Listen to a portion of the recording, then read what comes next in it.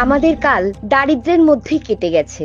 আমরা রোজ উঠে বনদেবতার কাছ থেকে মধু, পিয়াল, তেন্দুপাতা, বাঁশ সবকিছু নিয়ে আসতাম। এখানে সেখানে বিক্রি করতাম।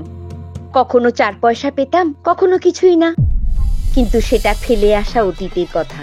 আজ আমরা আমাদের বনজ পণ্যগুলিকে বনসম্পদ বিকাশ কেন্দ্রে নিয়ে যাই। সেখানে আমার মতো বোনেরা প্যাকেজিং এবং মার্কেটিং করে।